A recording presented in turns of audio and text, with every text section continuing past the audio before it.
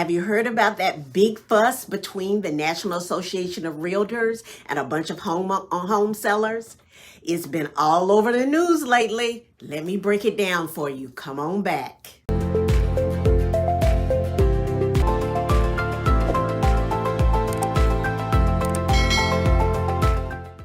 So, the National Association of Realtors and some real estate brokerages got sued by a group of home sellers in Missouri. Here's the scoop. These sellers hired real estate agents to help them sell their houses. When they signed the listing agreement, they agreed to pay a certain amount when the house was sold. Part of that money would go to the seller's agent and part of the money would go to the buyer's agent. That's how it usually works. So everything seemed fine at first. The sellers got what they wanted, paid the fees, and the houses sold. But then they had a second thought. They were like, wait a minute, I didn't really want to pay that much. They felt like they were forced into it or didn't fully understand what they were signing up for. So, you know what they did? They filed a class action lawsuit, claiming they were misled or pressured into agreeing to those fees. NAR and the brokerages fought back in court, but unfortunately they lost the case. They were planning to appeal, but then they saw the huge amount of money it would cost them in legal fees and damages. So in the end, NAR decided to settle instead of dragging it out further. It's been quite the drama, I must say. But that's where things stand right now. So, the president's press secretary, Karen Jean-Pierre, was asked about how the recent NAR case lines up with the president's stance on large corporations charging excessive consumer fees to consumers, and she responded, I quote, "He's trying to make sure that consumers don't get taken advantage of by corporations. He's made that very, very clear. That's why we speak to junk fees. That's why there's a competition council. And that's why we try to find out ways to save Americans money."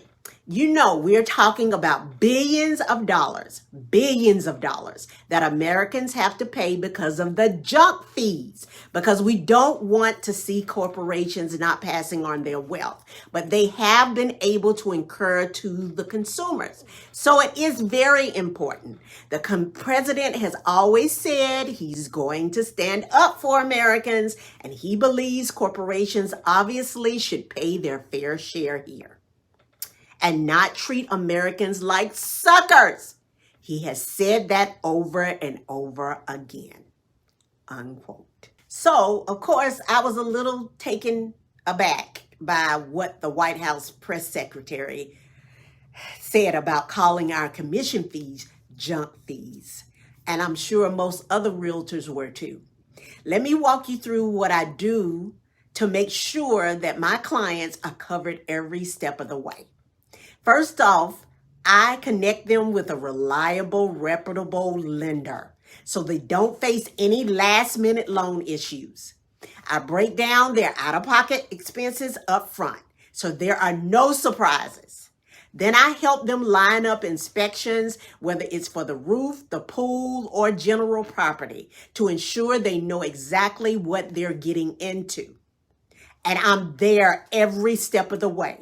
Now, when it comes to making an offer, I've got their back. I crunch the numbers and advise on the best price to make sure they seal the deal without any back and forth.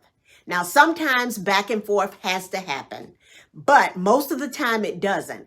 And if we're up against multiple offers, I've got some tricks up my sleeve to give them an edge on their offer. But it's not just about getting the deal done. It's about protecting my clients too.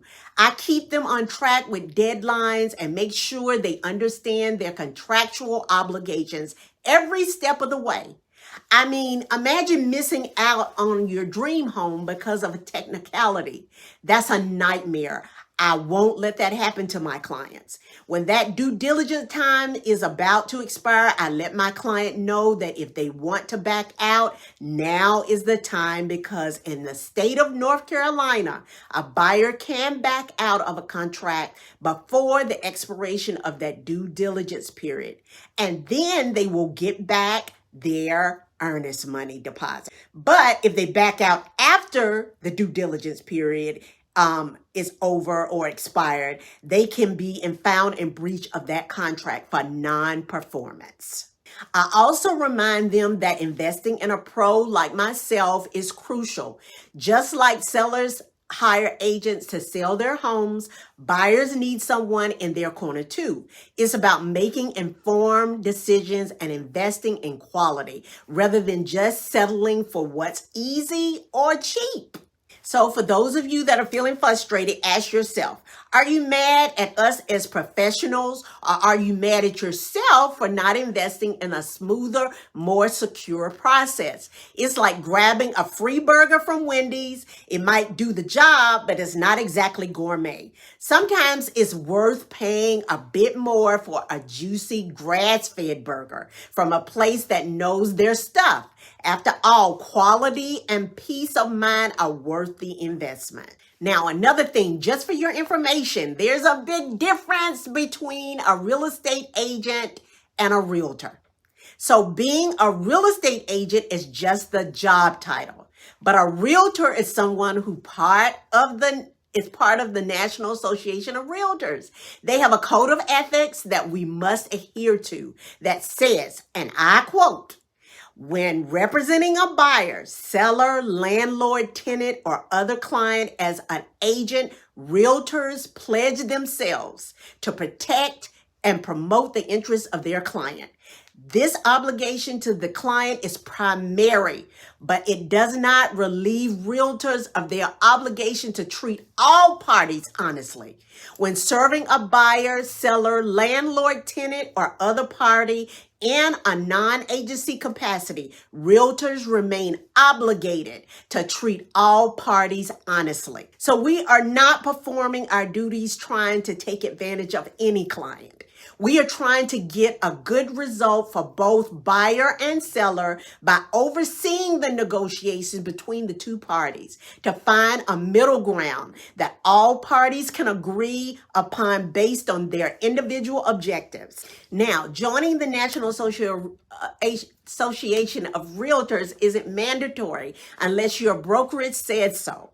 But lots of us sign up voluntarily because we're all about lifting the standards in our industry. So when it's time to sell your house, you're probably looking for a pro who's got the know-how and skills you might not have, right? When you're chatting with potential agents, you're probably wondering what they're gonna do to get your home sold.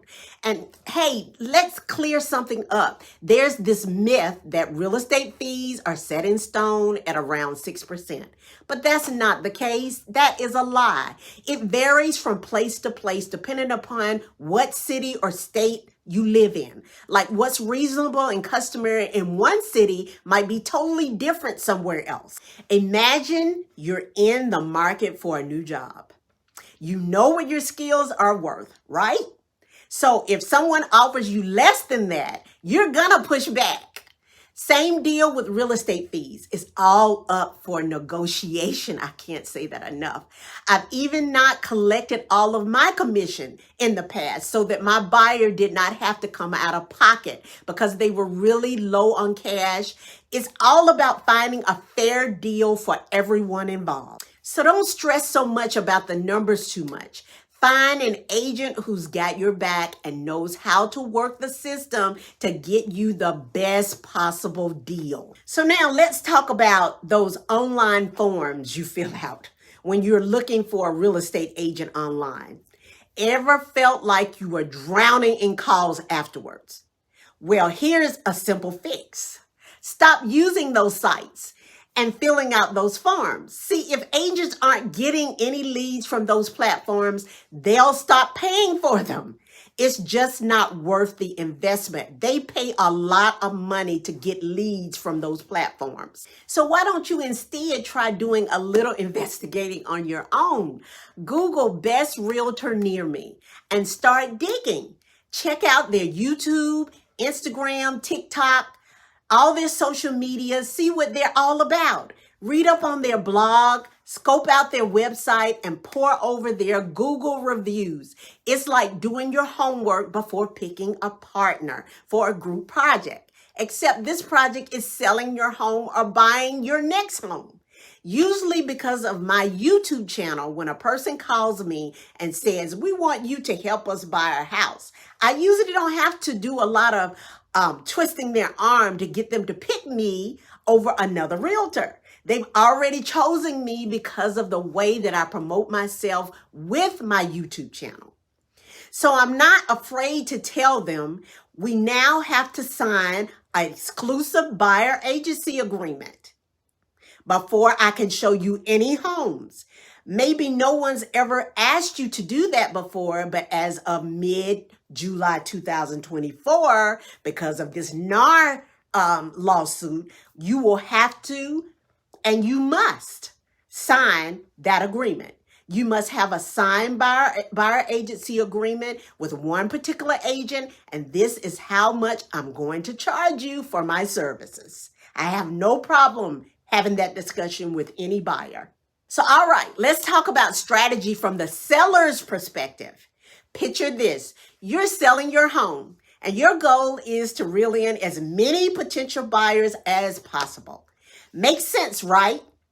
The more buyers who check out your place, the higher the chance of landing a sale. It's all about playing the numbers game. Now think back to when you were a first-time home buyer.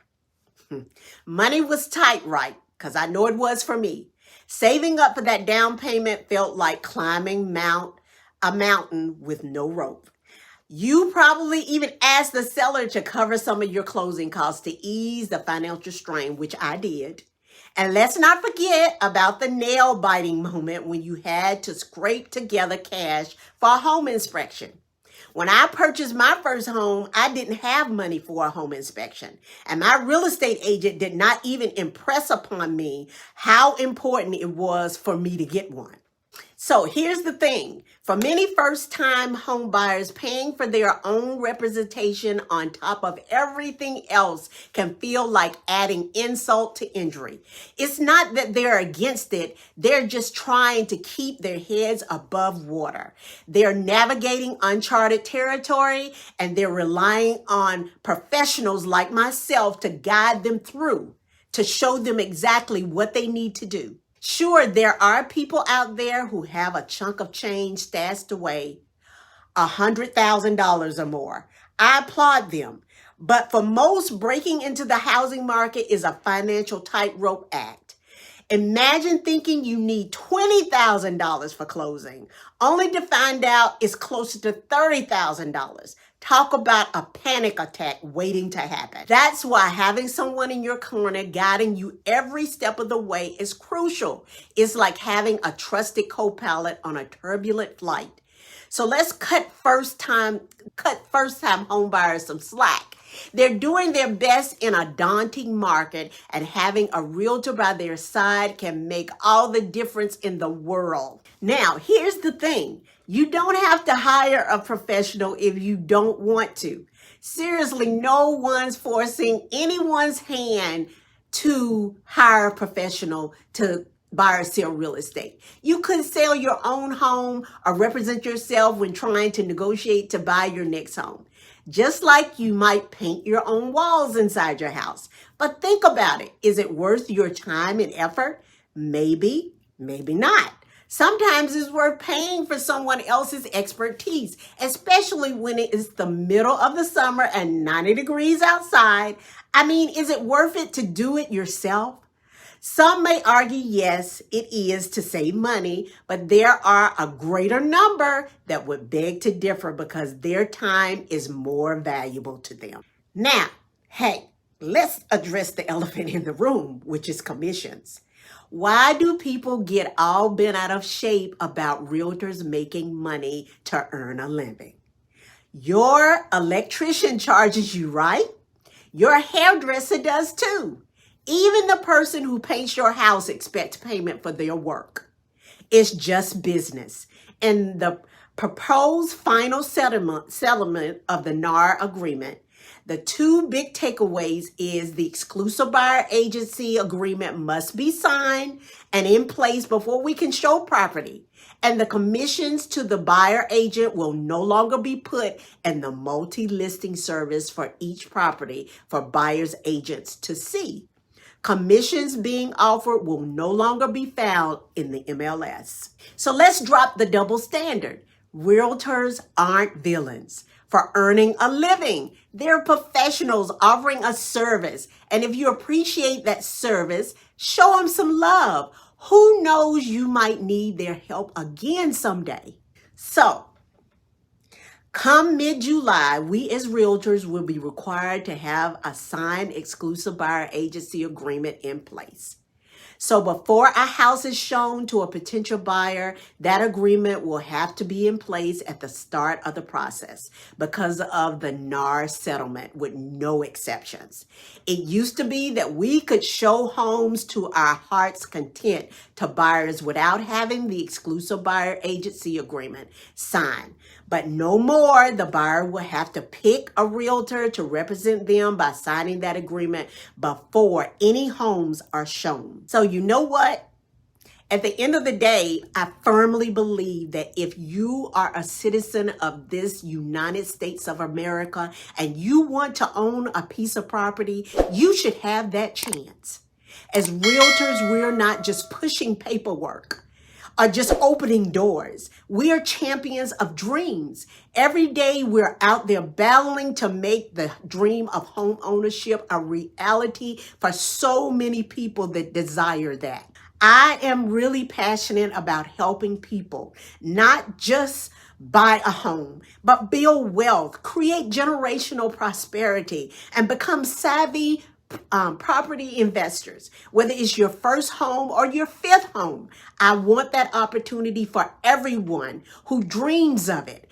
And you can bet your bottom dollar I'll keep fighting for it, even if some folks in government think otherwise. Thank you guys for watching today, and I hope this helped you to understand what this landmark case means for buyers and sellers going forward.